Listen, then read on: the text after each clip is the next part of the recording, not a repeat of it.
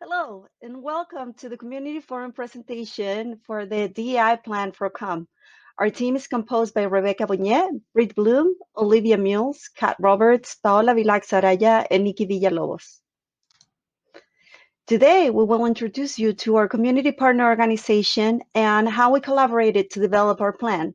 We'll walk you through the subject guides we created, as well as our programming framework, and finally, we will give you our takeaways from this project. Our team worked with the library at the Oregon College of Oriental Medicine, OCOM, a school that prepares future professionals in acupuncture and other forms of traditional medicine. Our work was to create a plan to advance diversity, equity, and inclusion, DEI, in the organization, with the library as the starting point, in order to support the initiative of working toward racial justice and this organization had committed to address during the past year. In the initial research and collaboration with our community partner, we identified several challenges regarding diversity, equity, and inclusion that OCOM faces. The campus is located in Old Town, formerly Portland's Chinatown. The area is a hub for the local homeless population, and although students would like to engage in providing resources and information for this population, they may lack the tools to interact with them. Portland also has a history of racial segregation, which impacts the way some faculty engage with students from diverse backgrounds, creating a hostile and unwelcoming environment for students who have been experiencing racial microaggressions throughout the years. In order to facilitate engaging faculty in the conversation about diversity, race, and social justice, and to give them the tools to continue learning as part of their professional development, we created a multi-level approach to help the OCOM Library start developing a DEI plan that can grow into the future. The plan involves training, support materials, and community conversations. In addition, our plan incorporates aspects of the social change model of leadership, as well as intersectional feminist leadership and traits of collaborative leadership. Based on our assessment of the organization's needs and discussion and input from our community partner, we decided to start with 3 areas of development: microaggressions, LGBTQ, and homelessness. The training aspect of the project is aimed towards the OCOM staff and faculty, while the community conversations programs may include students and the school community as a whole. We have developed subject guides with a variety of resources that can be accessed directly from the OCOM Library's webpage, and a framework for a series of discussion panels programs that can be implemented at any time by library staff.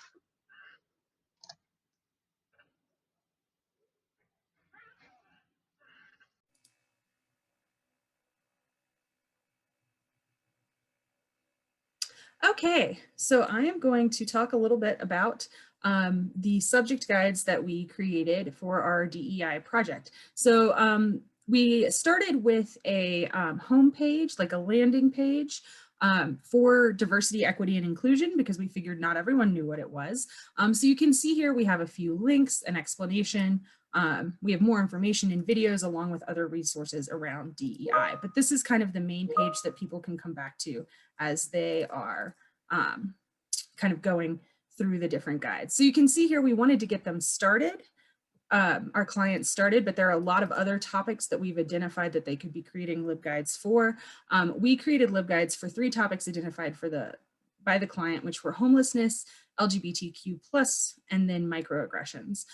So the first part of our process was to actually, well, we did 2 things. First, we collected a bunch of resources. So we just went and found kind of whatever we could find on the different topics. And that's sort of when we started, how we decided to start grouping them into tabs. And then once we had those resources, we thought about a couple of different ways to present them, presented mock-ups of subject guides to the client, and then used the format that she proposed, or that she liked best, rather. So let's take a look at one of those guides. I'm going to show you microaggressions here. So all of the LibGuides start with an overview page, which just has essentially, it's kind of like introductory information about the topic. And then from there, we have these interactive trainings. And so these are mostly canned webinars or previously recorded trainings.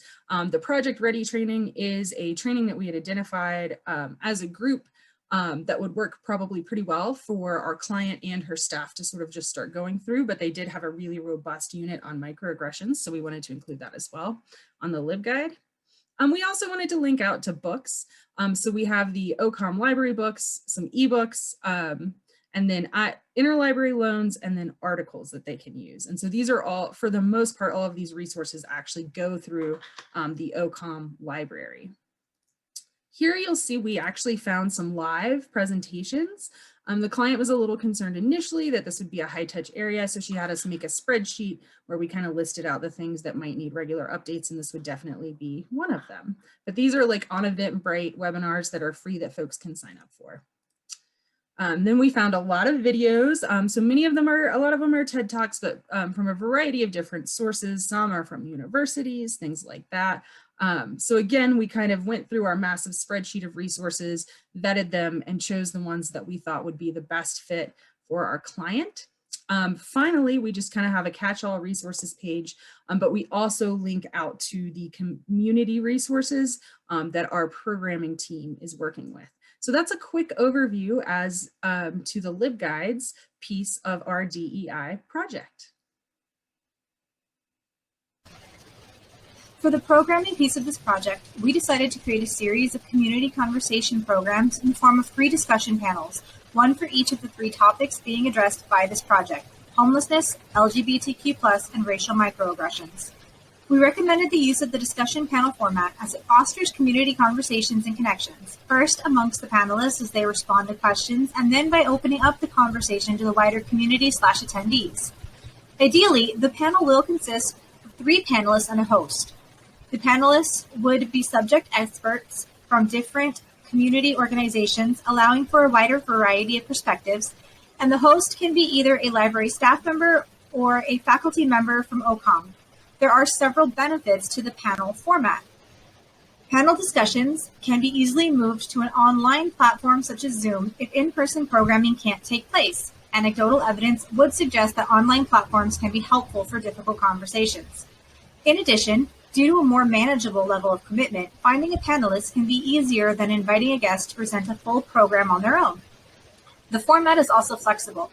If one participant is unable to attend, the program can still go forward, or a substitute panelist can be invited to join at the last minute. Another reason we favored this format is that panel discussions can easily be planned ahead of time. This is achieved by setting up all the framework, by identifying suitable local organizations to ask for panelists, facilitating connections with the prospective guests, and providing a list of suggested questions for the host to ask at each event. With the bulk of planning completed ahead of time, it will be fairly straightforward for the staff at the OCOM library to schedule and present the programs at a time that works best for them. Once we heard that our community partner at the OCOM library was happy with our plan for a community conversation series, we gathered a list of organizations and individuals to contact who would be able to contribute in a meaningful way to a panel discussion and are part of the Portland community. We used a form letter to send to these organizations/individuals to establish interest and create a contact list for OCOM. We decided to apply the outcome-based program planning and evaluation model to this community conversations series. This model describes the 5 steps to program planning and evaluation cycle: gathering information, determining outcomes, designing the program, evaluating whether the program achieved the desired outcomes, and sharing the results. Through our initial conversations with OCOM, we were able to gather information that helped to determine the 2 key desired outcomes for this program series: that staff and faculty are better equipped to undertake DEI work in the workplace, and that students feel that important issues are being addressed in a meaningful way by their college. We created a planning document for each of the 3 panels that provides OCOM with the steps that need to be taken before, during, and after each program, including a list of suggested questions for the host to ask during each panel. To support the evaluation of the programs, we provided OCOM with a list of suggested questions for feedback. The overview document provides information at a glance about the Community Conversation series. This, together with the planning documents, evaluation document, and contact list of potential panelists, form the framework we delivered to OCOM. Our plan seeks to create a DEI strategy from the perspective of the cultural competence framework developed by Montiel overall. In order to advance cognitive and interpersonal skills in staff and faculty, with the hopes that these resources will allow library staff and faculty to start building knowledge about diverse cultural groups in their community, to later facilitate interactions with groups and individuals during the discussion panels, and in the future, address guidelines and policies targeting more profound issues in the system. It is important to be aware that this plan is embedded in a process continuum, where assessment and self-reflection is an important component of growth.